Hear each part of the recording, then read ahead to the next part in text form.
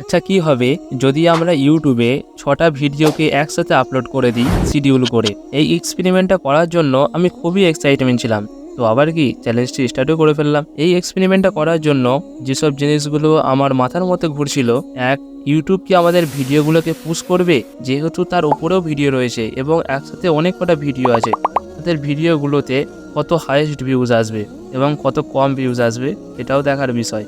আমাদের চ্যানেলটিতে কতগুলো সাবস্ক্রাইবার আসে, সবশেষে আমার চ্যানেলটির নামও শেয়ার করব। তাই এই সব কিছু জানতে এবং দেখতে আমার ভিডিওটি সম্পূর্ণ দেখুন। এই চ্যালেঞ্জটি করার জন্য যেসব জিনিসগুলো আমার প্রয়োজন, একটা ইউটিউব চ্যানেল এবং দ্বিতীয় একটা নিচ সিলেক্ট করা। এখন একটা খুব বেশি ভাইরাল হয়েছে একটা নিচ, সেই নিচটি হচ্ছে ইনস্টাগ্রাম ফানি কমেন্টস। সুতরাং আমি সেই নিচটাকেই ব্যবহার করব। আর আমার এই নিচে অলরেডি আমার একটা অ্যাকাউন্ট আছে, আমি সেই অ্যাকাউন্টটাকে ইউজ করব এই চ্যালেঞ্জটি করার জন্য।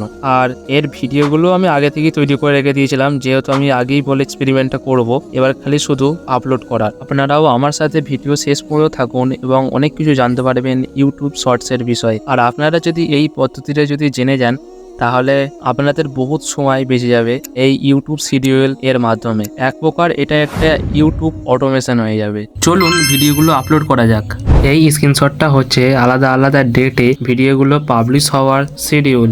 ভিডিওগুলো শিডিউল করে অটোমেটিক আপলোড হয়ে যাওয়ার 10 দিন পরের অ্যানালিটিক্সটা আমি আপনাদেরকে দেখাবো। এটা হচ্ছে শিডিউল করা আমার প্রথম ভিডিও, যে ভিডিওটাই আমার ভিউজ দিয়েছে মাত্র 2টো, যার মধ্যে ভিডিওটিকে আমি নিজেই 2বার দেখেছি। ভিডিওটাকে ইউটিউব পুশ করে নেই আর এই ভিডিওটা শর্টস ফিডেও যায়নি, তাই এই ভিডিওটায় ভিউজ বেশি আসেনি। তারপর চলুন আমার সেকেন্ড ভিডিওটা কিরকম পারফর্ম করেছে দেখে নিই। আমার সেকেন্ড ভিডিওটাই ইউটিউব শর্টস ফিডে গেছে 3টে আর ভিউজ এসছে মাত্র 2টো, যার মধ্যে 2টো আমারই দেখা।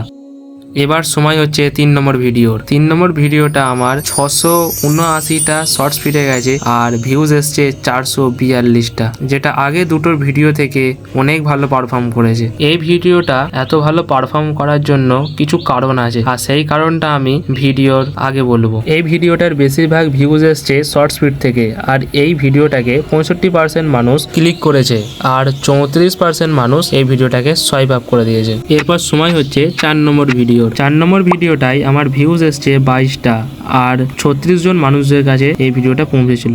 এই ভিডিওটায় ভিউজ আসে মাত্র আমার 2টো আর এই ভিডিওটা টোটাল 4 জন মানুষের কাছে যে পৌঁছায়। ইউটিউব হচ্ছে এমন একটা জায়গা যেখানে হার মেনে নিলে হবে না, সেখানে তোমার কনসিস্টেন্সি মেনটেন করে চলতেই হবে, নাহলে তুমি কোনোদিনও ইউটিউবে গ্রো করতে পারবে না। এরকম সিচুয়েশন যদি কার সাথে হয়, এরকম ভিউজ আস্তে আস্তে এবং আবার হঠাৎ করে পুরো ডাউন হয়ে যায়, তাহলে সে যে কোনো মানুষের ধৈর্য হারিয়ে যাবে। সুতরাং এরকম করে হার মেনে নিলে হবে না। তারপরে দেখো আমার নেক্সট ভিডিওতে কি হয়। এখানে ইউটিউব আমার ভিডিওটাকে 1300 জন মানুষের কাছে পৌঁছায় আর আমার ভিউজ আসে মাত্র 274। হ্যাঁ, এইখানে দোষ আমারই, কিন্তু এইখানে দেখো ইউটিউব নিজে থেকে 1300 মানুষের কাছে তোমার ভিডিও পৌঁছে দিয়েছিল। আর এইখানে তুমি যদি হার মেনে নিতে বা তুমি যদি ছেড়ে দিতে, তাহলে এতটা ভিউজ আর আসতোই না। তুমি ফোকাস করো তোমার কন্টেন্টের ওপর। তোমার কন্টেন্ট যত ভালো হবে অটোমেটিক তোমার ভিউজ আসবে। আমার এই শিডিউল করার মধ্যে সবচেয়ে বেশি ভিউজ এসছে যেটাই, সেটা হচ্ছে 3 নম্বর ভিডিওটাই। আর তাহলে 3 নম্বর ভিডিওটাই এত ভিউজ আসার কারণ কি? কারণ হচ্ছে এই ভিডিওটার টাইটেলে আমি একজন বিখ্যাত মানুষের নাম দিয়েছিলাম